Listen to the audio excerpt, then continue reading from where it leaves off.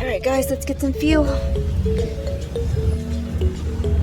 So if you're familiar with the specs on this, there's two fuel tanks, one right here and one in the rear. So the pump can't reach over there, so I'm gonna have to move it up a little bit more in a bit. But Kevin says I do need to fill up the front first and then go to the rear. So we'll get this done. So one of the reasons why we wanted to fuel here was, look at the price. Back at home it's like $4 something. So let's get this in.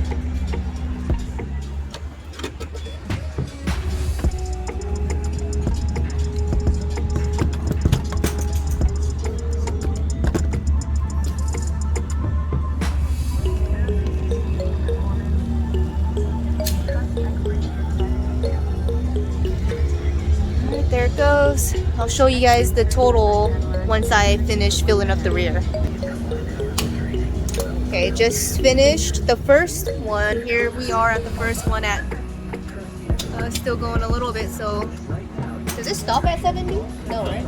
Sometimes at fuel stations it stops when you're over a certain amount. So we're gonna go over to the second one. So that was the first tank.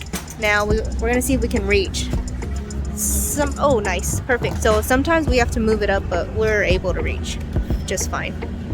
And I'll show you the total on the next one. So Kevin was trying to explain to me that once it clicks the first time, just let the bubbles settle down and then top it off a little bit more and we should be good to go. So I'll get you guys the final total on what it takes for this rig to get filled up and whatnot. Okay, like I suspected, it stopped us at 95 because that's what the pump stops at. I'm gonna try to, should I run the card again? Yeah. I'm gonna try to run the card again. So that's the first fueling, 95. I'm gonna run the card again and pump back and then we'll get the second total. So this is the second card swipe and I think it might stop at 95 again. So we're gonna just stop there because before we head home or leave Arizona, we like to top it off again. So we'll just do that. So basically we did 2 rounds of $95 each. So it's a little under $200 to fill up. But I'm pretty sure it's a little over if this thing doesn't stop our card at 95. So it's right about now. So we'll just make sure to fill up before we head back home. We're just gonna click.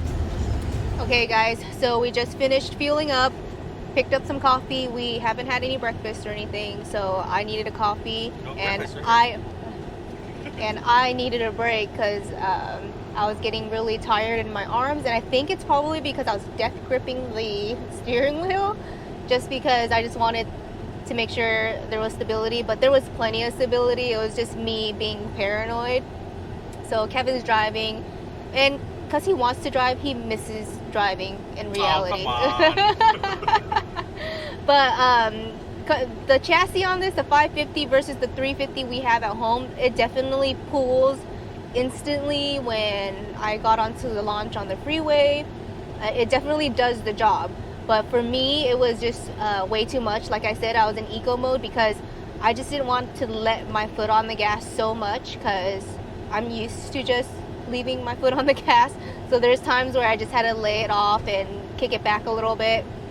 But all in all, like I felt really confident and comfortable driving this setup. It wasn't so bad. I was a little bit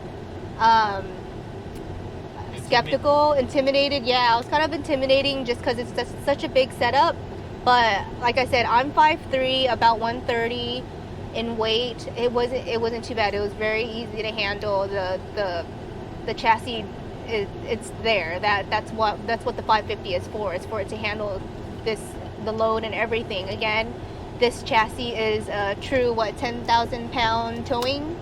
Yes. So you can tow 10,000 pounds, and right now with the boat we're towing about 6, 7, I guess, with all the load and all.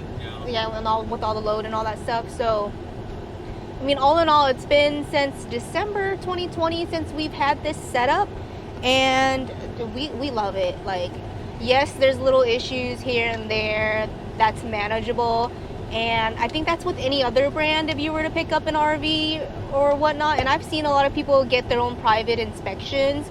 So if you're looking in the market for an RV, definitely, you know, do fully inspect and everything, especially if you're not technical savvy or mechanically inclined to do any of the work yourself, just because you don't want that backlog sitting in the dealership or wherever you're gonna have it sit. It's just gonna take so long for them to figure out what the problem is.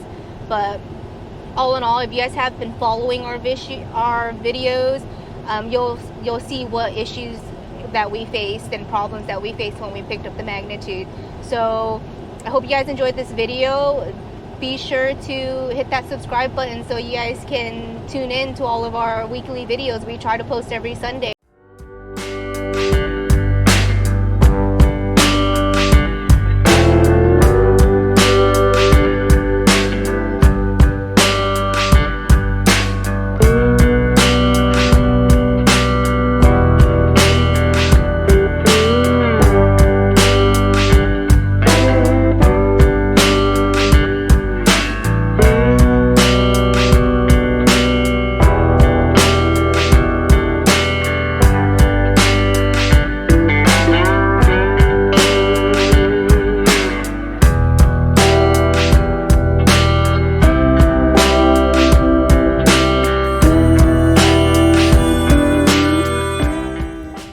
We're back, getting checked in.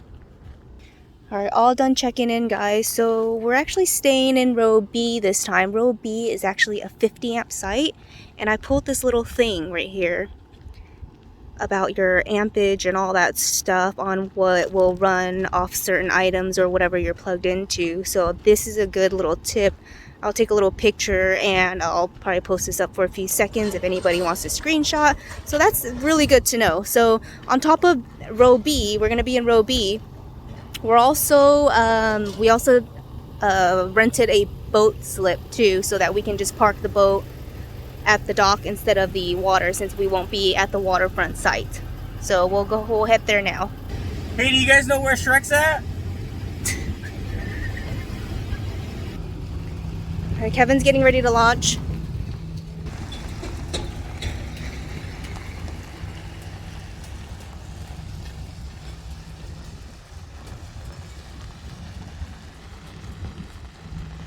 Look at that U-turn. Isn't that... I'm telling you that the steering radius on this the Ford chassis is amazing. It does like a great U-turn.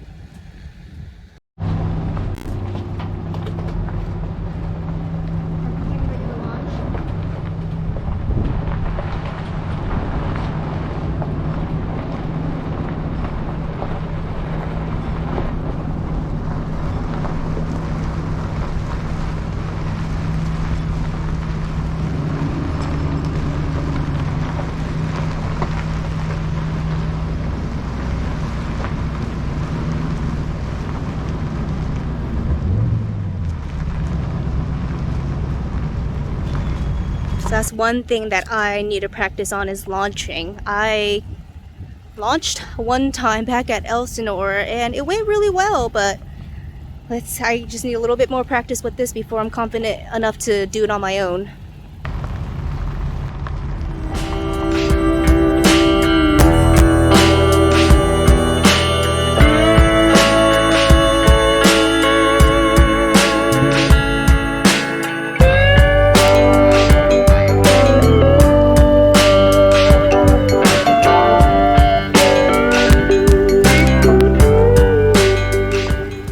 So we'll get her in the water, we'll get her parked on the boat slip that we reserved, and we'll see you guys at the site.